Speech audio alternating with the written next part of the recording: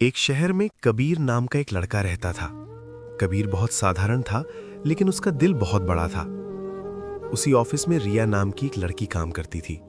रिया बहुत हंसमुख थी। जब भी वो हंसती, ऐसा लगता जैसे कमरे में रोशनी फैल गई हो। धीरे धीरे दोनों की दोस्ती हो गई। हर दिन साथ चाय पीना, साथ ऑफिस से घर जाना और छोटी छोटी बातों पर हंसना। एक दिन कबीर ने मजाक में कहा, रिया, अगर तुम मेरी जिंदगी में नहीं होती ना, तो मेरी दुनिया कितनी खाली होती। रिया मुस्कुराई और बोली, तो मुझे कभी अपनी जिंदगी से जाने मत देना। समय बीतता गया। दोनों की दोस्ती धीरे धीरे मोहब्बत में बदल गई। लेकिन जिंदगी हमेशा वैसी नहीं रहती जैसी हम चाहते हैं। एक दिन रिया बहुत परेशान थी।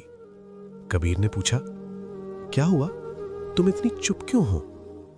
रिया की आंखों में आंसू आ गए। पापा ने मेरी शादी तय कर दी है अगले महीने। यह सुनकर कबीर जैसे अंदर से टूट गया।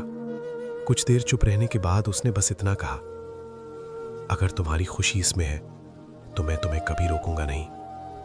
रिया रोते हुए बोली, खुशी? मेरी खुशी तो तुम हो कबीर, लेकिन कभी कभी मोहब्बत से बड़ी मजबूरियां होती हैं। उस दिन दोनों बहुत रोए।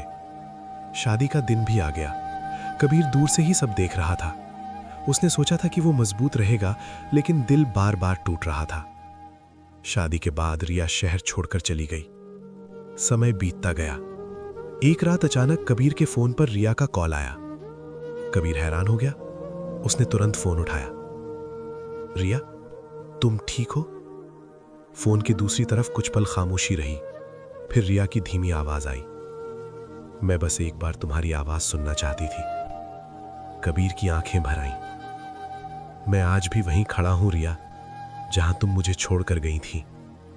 रिया हल्का सा हंसी और बोली, कबीर, अगर अगले जन्म में हम मिले तो मुझे फिर से प्यार करना। कबीर घबरा कर बोला, ये कैसी बातें कर रही हो? रिया ने धीरे से कहा, क्योंकि शायद इस जन्म में हमारा साथ यहीं तक था। और फिर फोन कट गया। उसके बाद रिया का नंबर हमेशा के लिए बंद हो गया। कुछ दिनों बाद कबीर को पता चला, रिया एक बड़ी बीमारी से लड़ रही थी और अब इस दुनिया में नहीं रही। उस दिन कबीर ने आसमान की तरफ देखा और धीरे से कहा, कुछ प्यार अधूरे रहकर भी पूरे लगते हैं, क्योंकि वो दिल से शुरू होकर दिल में ही खत्म होते हैं। और आज भी जब भी कबीर का फोन बजता है, वो एक पल के लिए जरूर सोचता है, शायद इस बार कॉल रिया का हो।